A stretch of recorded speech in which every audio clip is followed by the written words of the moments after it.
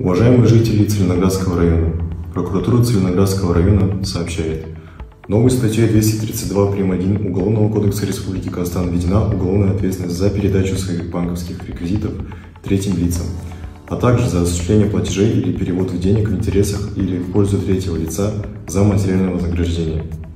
Новая норма направлена на разрушение криминальной инфраструктуры, которой каждый участник, включая технического исполнителя, дропера, будет нести персональную уголовную ответственность. Наказание для тех, кто покупает чужие счета, ограничение или лишение свободы на срок от 3 до 7 лет с конфискацией имущества.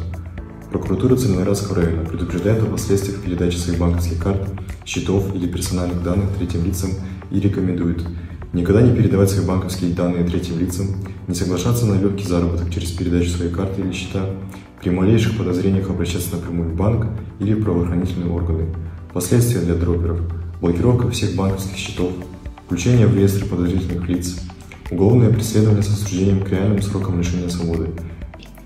Призываем граждан Целиноградского района не становиться инструментом в руках злоумышленников.